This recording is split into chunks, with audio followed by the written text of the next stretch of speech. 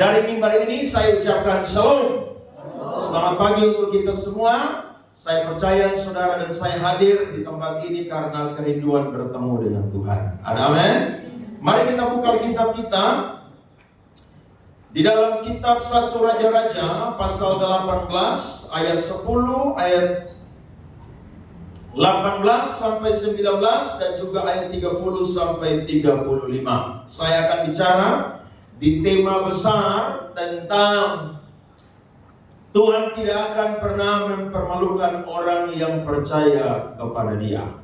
Dan saya akan bicara pagi hari ini tentang Tuhan tidak pernah mempermalukan orang yang berdoa. Amin. Tuhan tidak pernah mempermalukan kita yang tekun, setia berdoa kepada Tuhan. Demi Tuhan Allahmu yang hidup, sesungguhnya tidak ada bangsa atau kerajaan yang tidak didatangi seruan Tuanku Ahab untuk mencari engkau. Dan apabila orang berkata ia tidak ada, maka ia menyuruh kerajaan atau bangsa itu bersumpah bahwa engkau tidak ditemukan di sana. Lihat ayat 18 sampai 19. Jawab Elia kepadanya, bukan aku yang mencelakakan Israel, melainkan engkau ini dan kaum keluargamu. Sebab kamu telah meninggalkan perintah-perintah Tuhan, dan engkau ini telah mengikuti para Baal. 19. Sebab itu, suruhlah mengumpulkan seluruh Israel ke Gunung Karmel, juga nabi-nabi Baal yang 450 orang itu, dan nabi-nabi Asyera yang 400 itu, yang mendapat makan dari meja istana Isabel. Ayat 30 saudara, mulai. Datanglah kepadamu, maka mendatanglah seluruh rakyat itu kepadanya. Lalu ia memperbaiki mezbah Tuhan yang telah dibentukkan. Kemudian Elia mengambil 12 batu menurut jumlah suku keturunan Yakub. Kepada Yakub ini telah datang firman Tuhan, engkau akan bernama Israel. Ia menjadikan batu-batu menjadi mezbah di nama Tuhan, dan membuat suatu parit sekeliling mezbah itu yang dapat memuat 12 batang ini. Ia menyusun kayu api, memotong lembu itu, dan menaruh potongan-potongannya di atas kayu api itu. Sesudah itu ia berkata, penuhilah batu dengan air, dan buatlah ke atas kotak pengarahan dan ke atas kayu api itu. Kemudian katanya, buatlah api itu untuk kedua kalinya, dan mereka berbuat api itu kedua kali. Kemudian katanya, buatlah api itu untuk ketiga kalinya, dan mereka berbuat itu ketiga kali. Sama-sama. Sehingga air mengalir sekeliling mezbah itu, bahkan parit itu pun penuh dengan air. Beri tepuk tangan untuk firman Tuhan. Amin. Kalau saya dan saudara belajar tentang perjalanan bangsa Israel, mereka adalah bangsa yang mengalami banyak pertolongan dari Tuhan. Bahkan mereka disebut sebagai biji matanya Allah. Siapa yang berani menyentuh mereka, maka mereka pasti akan berhadapan dengan Tuhan sendiri. Tetapi di dalam kepemimpinan daripada Salomo itu jatuh, sehingga ketika dia mati, maka kerajaan Israel, saudara, terpisah menjadi dua.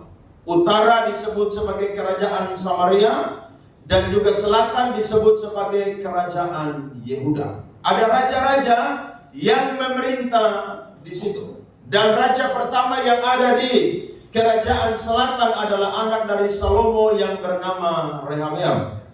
Dan raja yang ada di kerajaan utara Samaria itu bernama Yerobeam. Yerobeam ketika dia ditinggikan oleh Tuhan dan menjadi raja, maka dia berpikir bahwa nanti satu ketika Israel bisa berpaling dari dia dan pergi kembali kepada keluarganya Daud. Sehingga dia membuat 3 hal yang ada di Samaria pada waktu itu. Dia membuat patung anak lembu jantan yang terbuat dari emas, supaya orang Israel tidak pergi lagi menyembah Tuhan di Yerusalem. Mereka akan menyembah patung anak lembu jantan yang terbuat dari emas itu. Satu ada di Betel dan satu ada di Dan. Yang kedua dia buat adalah di bukit-bukit itu, saudara, dia membuat kuil-kuil penyembahan. Sehingga para imam-imam yang tidak berasal dari keturunan Lewi, mereka diangkat untuk melayani dan mempersembahkan korban. Dan yang ketiga adalah, saudara-saudara, dia membuat satu hari raya, di mana hari raya itu adalah perkumpulan dari orang-orang Samaria, sehingga mereka tidak perlu lagi pergi ke selatan untuk merayakan hari raya. Saudara tahu, dosa ini sangat menyakiti hati Tuhan, sehingga ketika Yerobeam mati, maka dosa ini terus menjalar dan menjalar. Sampailah di raja yang ketujuh di kerajaan utara yang bernama Ahab. Waktu Ahab memerintah, maka dia tidak menghapuskan kemerosotan moral dan rohani yang ada di Samaria. Justru dia berbuat dosa yang dilakukan oleh Yerobeam. Bahkan dia menambahkan dosa lagi dengan beberapa hal.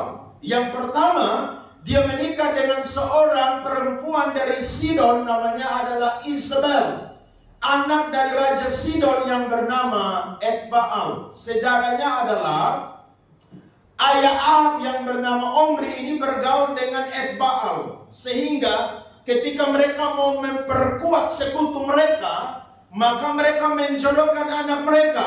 Sehingga Alkitab mencatat Ahab itu pergi beribadah di Sidon. Dia menyembah Baal yang menjadi sembahan daripada orang-orang Kanaan. Bahkan dia membuat mezbah juga untuk Baal. Dan saudara tahu, di Samaria dia membuat patung Dewi Asyera yang menjadi simbol kesuburan, memberi hujan, memberi panen yang besar bagi orang-orang yang menyembah. Dan tahukah saudara, dari Yerobeam sampai Ahab, kurang lebih 62 tahun 7 hari, Israel ada dalam kemerosotan moral dan rohani yang sangat menjijikan. Tetapi Tuhan sangat mengasihi Israel, sehingga Tuhan tidak akan pernah membiarkan Israel itu hancur karena penyembahan berhala, karena dosa moral, karena kemerosotan rohani. Dia utulah seorang nabi yang melakukan reformasi pada waktu itu. Namanya adalah Nabi Elia.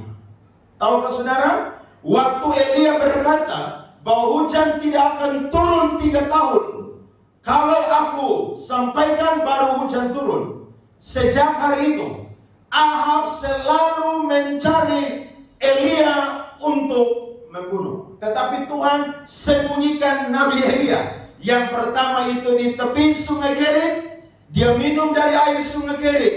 Dan setiap pagi dan petang Tuhan perintahkan burung gagak beri dia roti dan juga daging. Tetapi ketika air sungai Kerit itu mulai kering, maka Tuhan perintahkan Elia untuk pergi ke Sarfat yang ada di Sidon, karena Tuhan sudah memerintahkan seorang perempuan janda yang akan memberi engkau makan. Dan Alkitab mencatat selama 3 tahun Ahab mencari Nabi Elia, tapi Tuhan menyembunyikan Nabi Elia.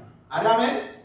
Tadi saudara baca ayat 10, Raja Ahab utus semua orang untuk cari Nabi Elia, tapi Tuhan sangat pandai untuk menyembunyikan hambanya. Karena Tuhan punya rencana untuk melakukan reformasi di Samaria. Satu ketika waktunya sudah tiba, maka Tuhan perintahkan Nabi Elia, silakan kamu pergi dan menjumpai Ahab. Dan ketika dia berjumpa dengan Ahab, tadi kita sudah baca firman Tuhan ayat 18 sampai 19, justru Ahab menyalahkan Nabi Elia karena lewat perkataan Nabi Elia hujan tidak turun 3,5 tahun.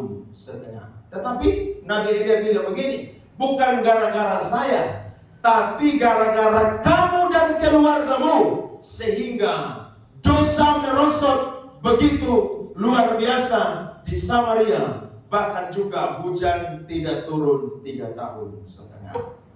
Bagaimana caranya supaya Israel ini, saudara, bisa keluar dari perbudakan dosa ini? Bahkan juga bagaimana caranya supaya Israel boleh kembali kepada Allah?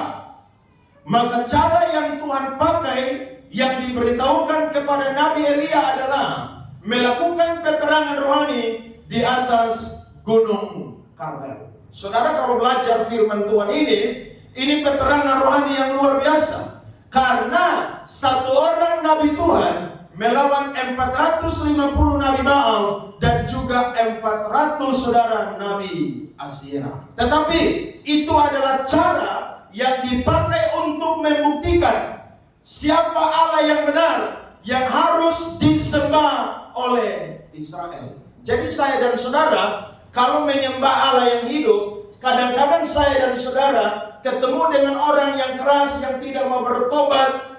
Kita harus melakukan peperangan rohani, saudara-saudara. Karena di situ akan membuktikan siapa Allah yang sesungguhnya. Dan Elia bilang begini, ambil 2 lembu, 1 untuk kalian, 1 untuk saya.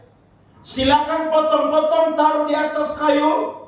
Tetapi syaratnya adalah Allah yang menyambar dengan api, maka dia adalah Allah yang sejati, yang harus disembah. Wah, ini satu pertaruhan yang luar biasa, saudara. Peperangan yang mempertaruhkan siapa Allah yang sesungguhnya. Maka mereka dipersilakan terlebih dahulu. Saudara, kalau baca dari pagi hari sampai siang hari sampai petang, mereka berteriak berseru kepada Baal, saudara-saudara. Tetapi justru mereka tidak didengar. Mereka sayat-sayat badan mereka.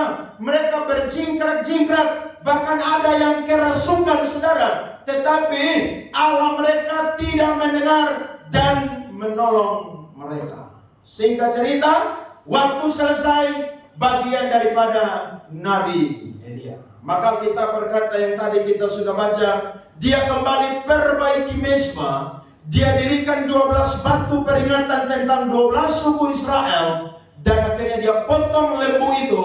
Dan dia taruh, saudara-saudara, di atas kayu api, di atas mesbah itu. Dan dia, saudara, berperang dengan satu cara yang Tuhan kasih, yakni lewat berdoa. Peperangan lewat apa, saudara? Berdoa. Jadi kalau dengan kekuatan manusia tidak bisa. Tetapi dengan berdoa, saya yakin musuh mau sehebat apapun akan dikalahkan oleh kuasa nama Tuhan Allah semesta alam. Amin, saudara. Karena ini peperangan yang mempertaruhkan. Kalau saya bisa catat, yang pertama adalah ini pertempuran di Gunung Karmel adalah pembuktian siapa Allah yang sejati.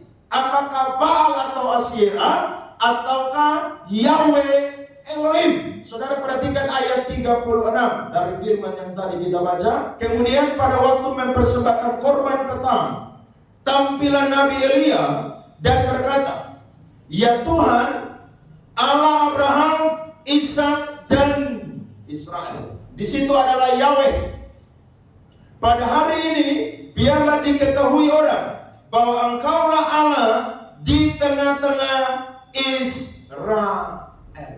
Elia mau membuktikan bahwa kalau benar Allah itu adalah Allah yang sejati yang disembah oleh Abraham, Ishak dan Yakub, maka mari turunlah dan menyambar dengan api semua korban yang sudah dipersiapkan. Kemudian yang kedua, ayat bagian B, kalau saya dan saudara baca, firman Tuhan berkata, dan bawa aku ini hambamu, dan bawa atas firman mula aku melakukan segala perkara ini. Pembuktian yang kedua adalah siapa nabi yang sejati, apakah para Baal atau Nabi Elia.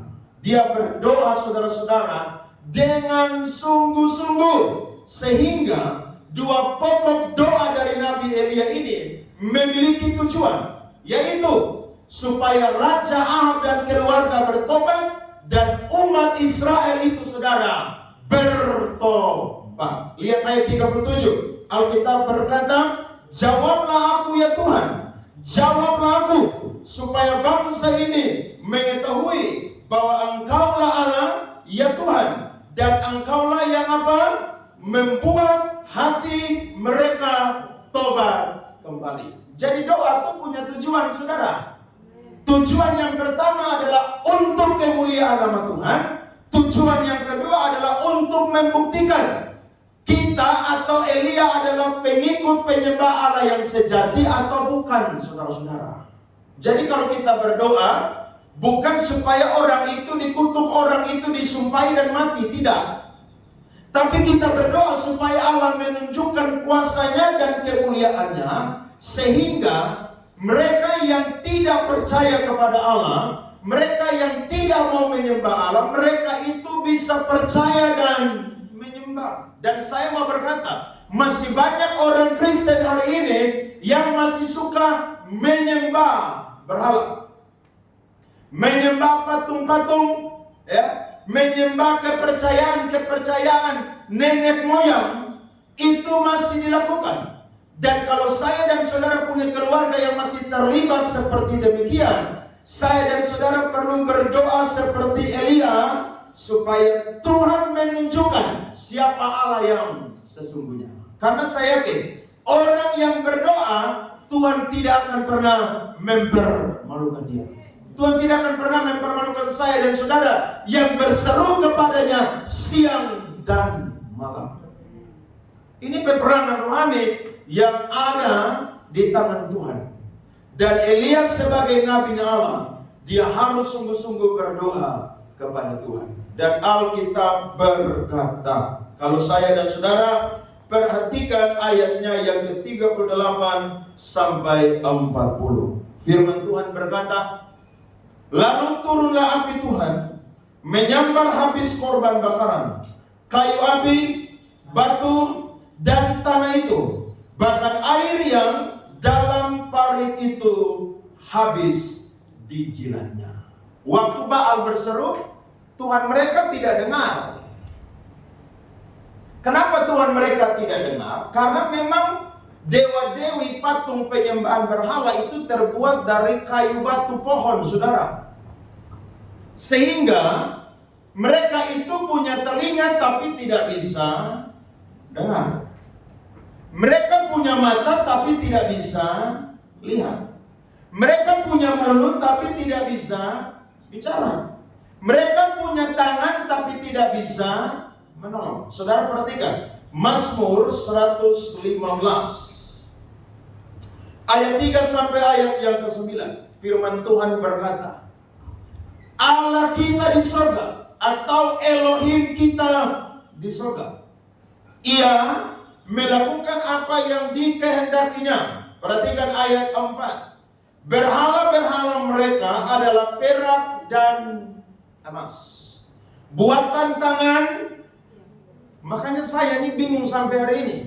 Masih ada banyak orang yang suka menyembah berhala, yang menganggap bahwa kayu, pohon, batu itu adalah dewa atau Allah yang bisa menolong. Padahal yang buat itu Allah adalah manusia sendiri. Mana mungkin Allah bisa dibuat? Allah adalah pembuat. Amin. Tapi manusia masih suka menyembah berhala. Ini ada di mana-mana, saudara. Animisme masih ada sampai hari ini. Di Timor, di Rote, di Sabu, di Sumba, di Flores, di Alor. Di mana lagi? Di Sumatera, di Kalimantan. Oh, di mana aja masih ada. Orang masih suka menyembah dewa-dewi yang bukan Allah. Yang mereka percaya itu bisa memberi berkat. Makanya orang Timur dulu atau orang Timur suka menyembah selain yang namanya Uisneno, tapi juga Uispa. Mereka tahu bahwa Allah itu ada di sorga, tapi ada Allah juga yang nampak lewat berkat-berkatnya. Namanya adalah Uispa. Sehingga saudara kalau nonton di televisi, lihat di media sosial, ada orang-orang tuh bikin ritual-ritual. Dan masih banyak orang masih suka melakukan demikian. Padahal Allah yang disembah mereka itu terbuat dari emas dan apa saudara? Perak, buatan tangan manusia. Lihat ayat yang kelima. Mempunyai mulut tetapi tidak dapat apa? Lihat tuh. Mereka menyembah Allah yang punya mulut tapi bisu.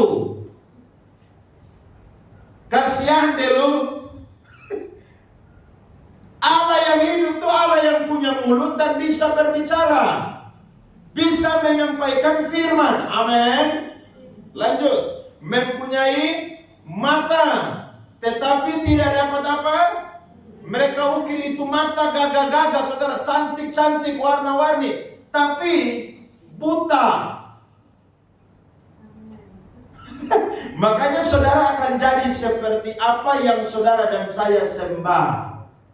Kalau saudara menyembah patung-patung, saudara dan saya atau orang di luar Kristen atau di dalam Kristen, itu modelnya seperti demikian juga. Karena kita akan jadi seperti apa atau siapa yang kita sembah. Lanjut lagi. Mempunyai telinga tetapi tidak dapat apa? Tuli.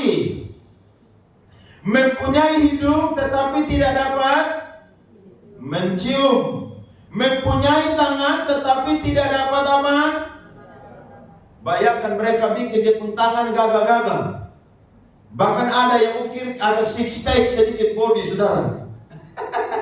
Saya lihat-lihat ini orang bikin patung berhala, ini model begini mereka sembah. Padahal tidak ada nyawa itu patung berhala. Tapi orang mau percaya. Saya pernah diundang saudara KKR di mana? Pulau Rote, satu tempat namanya Nuse tuh, Nuse. Katanya setan banyak di sana tuh. Tapi tidak jadi karena beda sinode, jadi saya di-cut, tidak bisa khotbah. Padahal saya ingin pergi tes setan-setan di sana tuh. Dulu saya paling takut setan loh. Tapi ketika saya jadi pendeta, saya tidak pernah takut setan. Saya ingin ke sana supaya perang lawan itu setan-setan. Karena katanya kalau orang Rote itu mau kuat, mau pintar, mau hebat, mau kaya, ambil obat di sana. Jadi mereka ini undang saya di KKR 2 hari di sana, tapi tidak jadi saudara-saudara. Padahal saya tuh pingin tuh supaya ketemu dengan setan-setan di sana supaya kita coba lakukan peperangan rohani. Saudara jangan takut setan, amin. Di dalam diri kita tuh ada roh Tuhan, roh Allah. Setan kalau lihat kita anak Tuhan, setan tuh ketakutan. Makanya saya tunggu sampai hari ini. Pergi pelayanan di tempat-tempat yang katanya banyak setan, saya pingin ke situ tuh. Supaya kita lakukan peperangan rohani di sana, sehingga orang-orang di sana bertobat. Karena masih banyak tempat di dunia ini yang melakukan penyembahan berhala. Ini melanggar perintah Tuhan nomor 1 dan nomor 2. Alkitab lanjut berkata, mempunyai kaki tetapi tidak dapat apa? Berjalan. Dan tidak dapat memberi suara dengan apa? Kerongkongannya. Baca ayat 8 dan 9. 1, 2, 3. Seperti itulah jadinya orang-orang yang membuatnya dan semua orang yang percaya kepadanya. Hai Israel, percayalah kepada Tuhan, dialah pertolongan mereka dan perisai mereka. Amin. Jangan percaya patung berhala. Jangan pernah. Jadi kalau ada saudaramu, keluargamu di rumah yang masih suka menyembah berhala, saudara lihat itu angka buang. Lihat Gideon itu dia bikin pemulihan di Israel, dia buang semua patung, ya, penyembahan dari ayahnya dan keluarga, dia hancurkan semua. Dan memang ini butuh keberanian dari Tuhan, saudara. Apalagi kalau saudara anak yang saudara lawan orang tua, itu peperangan rohani besar. Tapi saudara minta kekuatan, hikmat Tuhan, urapan dari Tuhan supaya ketika saudara mau perang, saya dan saudara itu bisa menang. Dan Alkitab berkata, Tuhan turun dengan apinya, menyambar semua korban yang tersedia di atas mezbah, bahkan parit-parit yang diisi dengan air, itu api menjilat sampai kering. Ada amin? Berarti pembuktiannya adalah Allah yang sejati adalah Allah yang bernama Yahweh Elohim. Allah pencipta langit dan bumi dan segala isinya. Kejadian pasal 1 ayat 1 berkata, pada mulanya Allah apa saudara? Menciptakan langit dan bumi. Kejadian 1 ayat 26, baiklah kita menjadikan manusia. Kata Allah di situ adalah Elohim, Allah yang satu, tetapi ditulis dengan menggunakan bentuk jamak, yakni Allah Bapa, Putra, dan Roh Kudus. Sehingga orang Kristen percaya ada 3 pribadi yang berbeda, tetapi satu hakikatnya adalah Allah sendiri. Nah, waktu Elia berdoa, api turun dan membakar menjilat semua yang ada. Lihat ayatnya yang ke-39.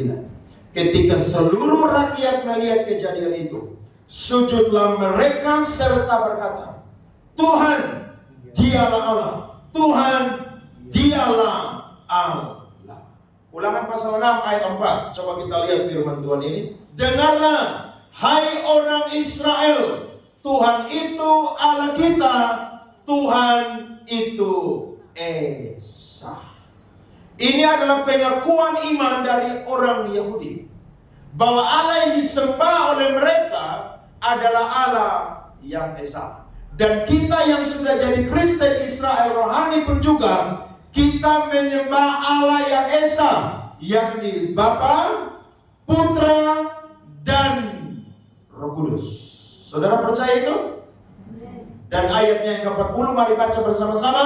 Kata Elia kepada mereka, tangkaplah nabi-nabi Baal itu, seorang pun dari mereka tidak boleh luput. Setelah ditangkap, Elia membawa mereka ke sungai Kison. Dan apa saudara? Menyembeli mereka di sana. Beri tepuk tangan dong. Amin. Jadi Tuhan tidak akan pernah membiarkan saya dan saudara dipermalukan ketika kita berdoa untuk satu pergumulan. Makanya jangan malas-malas berdoa. Jangan bosan-bosan berdoa. Jangan jemu-jemu berdoa. Karena doa itu pasti punya kuasa dan dampak yang luar biasa. Jangan kita doa dan kita mau, Tuhan, hari ini saya doa, besok langsung dapat. Bisa juga kalau saya dan saudara baru bertobat. Namanya juga anak-anak rohani atau masih bayi-bayi rohani. Bayi itu kalau lapar minta susu harus cepat, betul atau tidak? Saudara kalau lambat dia akan berseru teriak memuji Tuhan dengan bebas di situ. Tapi kalau dia sudah dewasa, kadang-kadang harus dibiarkan sedikit. Karena kan sudah bisa ambil makan sendiri, sudah bisa ambil minum sendiri. Nah, orang-orang Kristen kadang-kadang berpikir, kalau kita doa hari ini, maka kita wajib untuk mendapatkan jawaban doa langsung juga hari ini. Siapa yang bilang demikian? Yesus mengajarkan kalau kita minta sesuatu di dalam namanya, maka apapun yang kita minta, dia akan berikan kepada saya dan saudara. Tetapi soal waktu itu urusan dari Tuhan. Amin. Jangan atur-atur Tuhan. Tuhanlah yang punya schedule yang tepat untuk saya dan saudara. Karena saya yakin kalau Tuhan jawab doa kita, itu indah pada waktunya. Peperangan yang ada di atas Gunung Karmel itu harus diselesaikan saat itu juga. Sehingga waktu Elia berdoa, Tuhan turun lewat api saudara, membakar menjilat habis semua yang ada di situ. Berarti ketika saya dan saudara berdoa, Tuhan tidak akan pernah mempermalukan kita. Makanya kalau hari ini saya dan saudara punya pergumulan apapun, mari tekun berdoa kepada Tuhan. Berdoa dengan sungguh-sungguh kepada Tuhan. Karena saya yakin doa yang dilakukan terus-menerus itu akan membuahkan mukjizat bagi saya dan juga saudara. Mari perhatikan 1 Raja-Raja 18 ayat 42 sampai ayatnya yang ke-45. Perhatikan. Lalu Ahab pergi untuk makan dan minum, tetapi Elia naik ke puncak gunung Karmel. Lalu ia membungkuk ke tanah dengan mukanya di antara kedua lututnya. Ayat 43. Setelah itu ia berkata kepada bujangnya, naiklah ke atas, lihatlah ke arah laut. Bujang itu naik ke atas dan ia melihat dan berkata, tidak ada apa-apa. Kata Elia, pergilah sekali lagi. Demikianlah sampai berapa kali? Elia doa sampai berapa kali? 7 kali loh. Waktu di Karmel dia langsung doa 1 kali, Tuhan turun dengan apinya. Tapi untuk mencurahkan hujan, Elia berdoa sebanyak berulang-ulang 7 kali. Berarti dari sini saya dan saudara belajar bahwa doa itu perlu dinaikkan terus-menerus. Teladan pendoa yang luar biasa adalah Tuhan Yesus Kristus. Alkitab berkata, di tengah-tengah kesibukan dia melayani dengan para murid, dia selalu menyingkir untuk punya waktu berdoa dengan Bapaknya. Ada orang bukan Kristen berkata, kan orang Kristen sudah selamat, Yesus sudah mati, buat apa lagi berdoa? Kamu tidak tahu sih doa itu adalah komunikasi antara kita dengan Allah. Saudara mau sampaikan sesuatu, sampaikanlah itu lewat doa. Karena Yesus menjadi perantara kita sampai hari ini. Apa yang kita sampaikan, Dia itu akan sampaikan kepada Bapa dan akan memberikan kepada kita apa yang saya dan saudara itu butuhkan. Elia waktu ngomong hujan tidak turun cuma 1 kali. Tapi untuk membuat hujan turun kembali, Elia berdoa berulang-ulang sampai 7 kali. Saudara masih suka berdoa di rumah? Aminnya kecil. Saudara masih suka saat teduh dengan Tuhan di rumah? Doa itu nafas. Bahkan orang Kristen punya moto, sedikit berdoa, sedikit berkat. Banyak berdoa, banyak berkat. Tidak berdoa, tidak ada berkat. Saudara, perbaiki jam-jam doamu dengan Tuhan hari-hari ini. Kalau ada saudara yang mulai bolong berdoa, malas berdoa, bahkan sudah tidak pernah berdoa lagi, pagi ini saudara dengar firman Tuhan ini. Orang yang berdoa kepada Tuhan tidak akan pernah dipermalukan. Saudara mungkin melihat mustahil. Suamimu sudah didoakan bertahun-tahun. Yang ada bukan tambah dipulihkan, tambah kepala batu. Ingat, doamu sudah semakin dekat dengan jawaban dari Tuhan.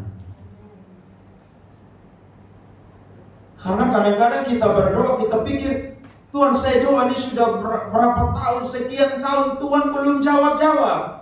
Ingat, waktu Tuhan bukan waktunya kita. Saudara berdoa buat anak-anak di rumah yang nakal, yang tidak mau ibadah, tidak mau gereja, sekolah pemalas, tidak mau belajar, pergaulan buruk. Saudara hampir-hampir menyerah. Tapi saya mau berkata, doalah buat dia terus menerus. Kalau batu yang besar saja tiap hari air setetes itu kena, dia bisa mulai hancur saudara, pecah. Apalagi dengan doa-doa kita, pasti Tuhan akan menjawabnya. Jadi jangan malas berdoa. Bukan durasi yang Tuhan persoalkan, tapi komitmen dan kesungguhan kita yang kita lakukan kepada Tuhan terus menerus. Semakin kita berdoa dengan Tuhan, semakin kita memahami rencana Tuhan di dalam kehidupan kita. Saudara jangan main-main dengan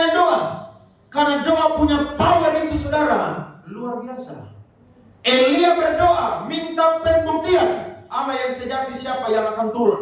Maka Yahweh Elohim saudara turun dengan apinya, menyambar semua korban yang sudah dipersiapkan.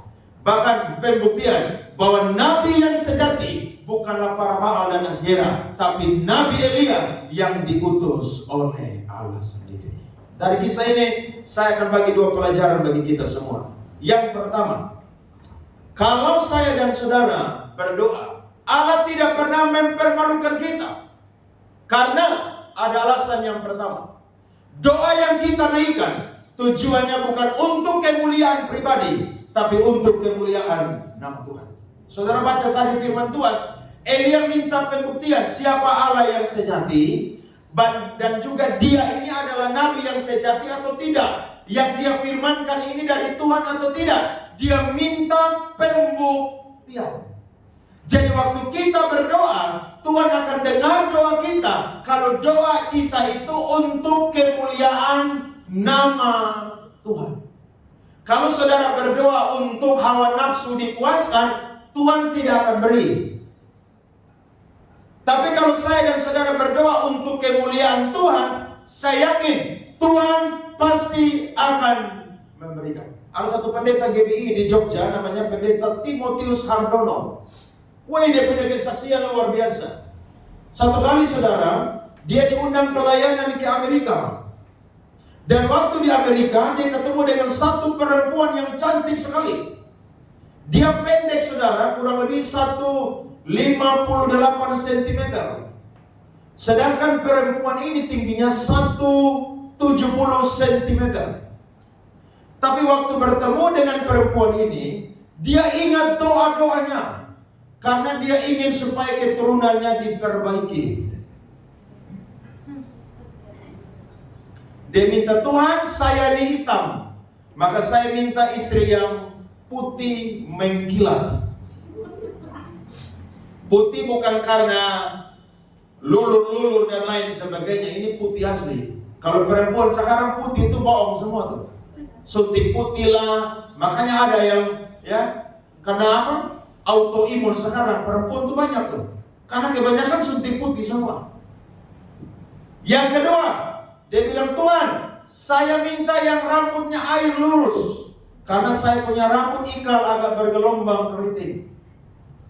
Saya minta yang hidung mancung karena saya hidungnya pesek. Dan saya juga minta dia bukan hanya cinta Tuhan, tapi juga orang kaya pengusaha yang bisa mendukung pelayanan saya. Wih, waktu saya dengar dia punya kesaksian, saya bilang mantap benar ini pendeta. Jadi kalau yang masih jomblo belum menikah, boleh bilang sama Tuhan, mau model seperti apa bilang. Tapi untuk kemuliaan nama Tuhan, bukan untuk saudara sombong-sombong. Nanti ketemu mantan saya akan pamer pasangan yang baru. Tuhan gak akan kasih.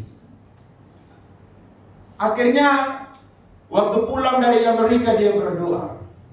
Waktu di Amerika mereka tukar nomor telepon. Dia gembala GBI di Jogja, perempuan ini di Amerika. Mulai pendekatan dia bawa dalam doa saudara-saudara. Akhirnya perempuan ini dijamah hatinya dan akhirnya terima dia punya lamaran saudara. Mereka berpacaran. Tetapi akhirnya yang menjadi penghalang adalah keluarga dari perempuan tersebut. Karena dia tinggi, cantik, putih mengkilat, rambut air panjang, dan juga dari kalangan orang kaya. Doa yang pertama Tuhan sudah jawab. Sekarang doa yang kedua, yakni orang tua dan keluarga. Dia doa lagi saudara. Dan ketika dia doa saudara, mujizat terjadi. Orang tua dan keluarganya yang keras saudara, dijamah oleh Tuhan. Akhirnya mereka setuju, anak perempuan mereka diberikan kepada pendeta Timotius. Menikahlah mereka jadi ibu gembala gereja besar yang ada di Jogja sekarang. Dan tahu saudara, keturunannya diperbaiki. Anaknya cantik-cantik dan tampan-tampan. Dia bilang begitu, rahasia sederhana. Apa yang kau butuhkan, sampaikan pada Yesus. Dengan apa saudara? DOA. Tapi ingat, tujuannya untuk kemuliaan nama Tuhan. Jangan untuk kemuliaan diri sendiri. Tuhan tidak akan pernah jawab. Tapi kalau itu untuk kemuliaan Tuhan, saya yakin Tuhan akan memberikan jauh lebih banyak dari apa yang saya dan saudara doakan dan juga pikirkan. Amin. Apa yang tidak pernah kita lihat dengan mata, dengar dengan telinga, timbul dari dalam hati kita, itu disediakan oleh Allah. Yang kedua, alasan Tuhan mau menjawab doa kita adalah karena yang berdoa adalah orang benar. Doa itu bukan yang Tuhan nilai kata-katanya yang bagus dan panjang. Tetapi doa yang Tuhan dengar adalah doa yang dinaikkan oleh orang benar. Amin, saudara. Firman Tuhan berkata, Elia adalah orang biasa seperti kita, manusia biasa seperti kita. Tetapi ketika dia berdoa, hujan yang tidak turun 3,5 tahun, itu turun kembali. Elia punya doa dijawab bukan karena doanya yang panjang-panjang, bukan karena kata-katanya yang begitu indah dan bagus, tapi yang berdoa adalah orang benar. Kalau saya dan saudara orang benar, saudara minta apa saja dengan Tuhan, dalam nama Tuhan Yesus Kristus, Tuhan akan berikan kepada saya dan saudara. Kalau kita orang benar. Gereja ini mau ulang tahun ke-9. Apa yang saya dan saudara minta yang Tuhan tidak berikan? Tuhan berikan semua. Baru satu saja yang Tuhan belum berikan, sebidang tanah untuk saya dan saudara. Tapi apakah Tuhan tidak memberikan? Dengan iman saya percaya Tuhan akan memberikan tepat pada waktunya. Kita belum melihat, kita belum menerima, tapi kita percaya Tuhan sudah menyediakan. Beri tepuk tangan kepada Tuhan. Amin. Jadi mari berdoa kepada Tuhan, karena Tuhan tidak akan pernah mempermalukan orang yang berdoa kepadanya. Apapun pergumulan saya dan saudara, sampaikan itu melalui doa kita. Setiap pagi, setiap siang, setiap malam. Kalau saudara punya kamar-kamar doa di rumah, mari tetap jaga api doa di tempat itu.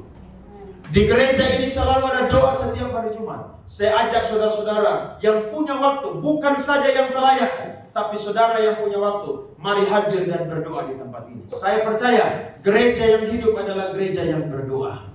Karena ketika kita berdoa, segala sesuatu yang mustahil Tuhan akan jadikan tidak ada yang mustahil. Tuhan memberkati kita semua pagi ini dengan kebenaran firman Tuhan. Beri tepuk tangan, mari bangkit berdiri saudara-saudara. Amin, amin.